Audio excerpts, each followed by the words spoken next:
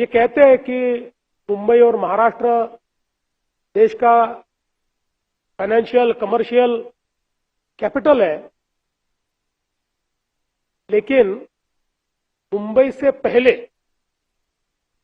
ये स्टेटस पाने वाला कोलकाता था और बंगाल था। इसलिए ये चुनाव किसी को सत्ता देने का चुनाव नहीं है।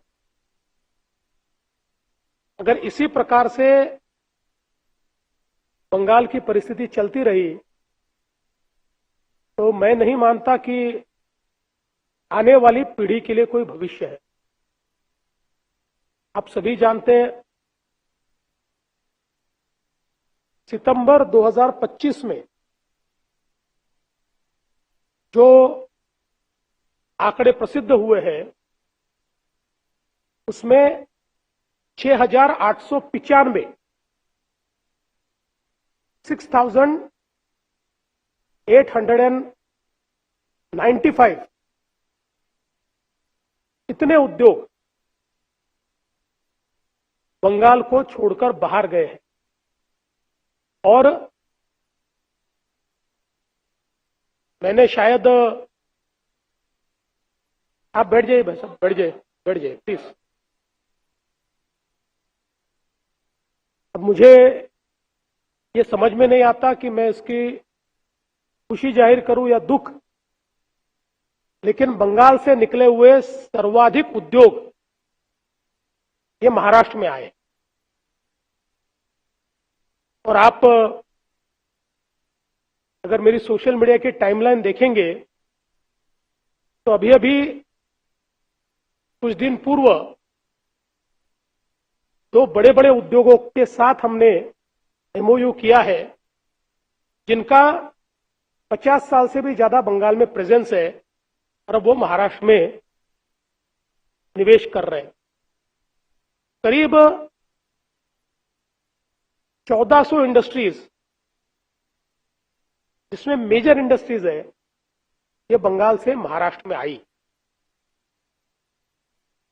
तो कहीं ना कहीं इतने बड़े पैमाने पर इंडस्ट्री का आना, और विशेष रूप से लिस्टेड कंपनीज, कोई छोटी इंडस्ट्री चली जाती है तो अलग बात है, लेकिन लिस्टेड कंपनीज ने, मतलब इसमें तो दो एस्टीमेट है। एक तो करीब 125 के करीब लिस्टेड कंपनीज है, लेकिन दूसरा एस्टीमेट यह है कि जिनका बंगाल से संबंध था, जो शायद बंगाल में रजिस्टर्ड नहीं थी, ऐसी 400 कंपनियां हैं जिन्होंने कहीं ना कहीं व्यापार के रूप में बंगाल से नाता तोड़ा है। आज हम देख रहे हैं हमारे जनसंख्या में करीब 65% लोग 35 साल के नीचे है। अब इन 65% लोगों के लिए अगर रोजगार का सृजन नहीं होगा, और आज की अर्थव्यवस्था में क्या रोजगार सरकारें दे सकती है? सरकारें एनेबलिंग एनवायरनमेंट तैयार करती है और रोजगार प्राइवेट सेक्टर देता है। सरकार में भी रोजगार तैयार होता है, लेकिन हम सभी लोग जानते हैं कि उसका एक लिमिटेशन है। तो हमारे बंगाल के पढ़े लिखे युवा, इनको अवसर कहां मिलेगा? इस प्रकार से इंडस्ट्री जाएगी। मैं सुन रहा था टीएमसी ने कितने उद्योग रजिस्टर हुए, इसका एक आंकड़ा दिया और कहने लगे इतने उद्योग गए तो इतने उद्योग रजिस्टर भी हुए।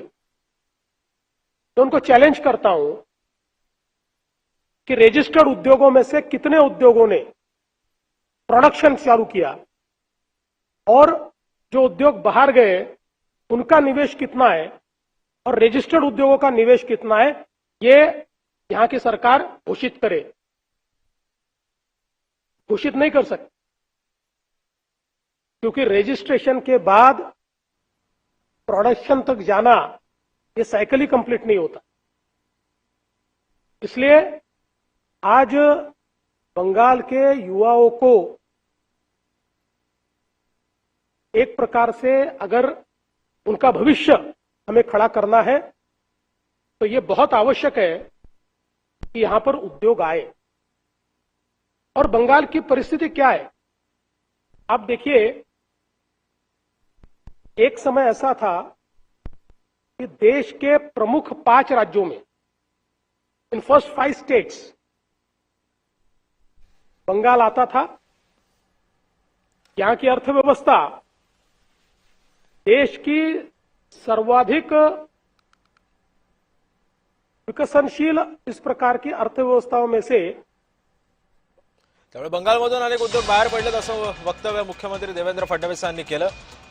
बंगालच्या प्रचारादरम्यान मुख्यमंत्री पत्रकार परिषदेतून बोलत होते।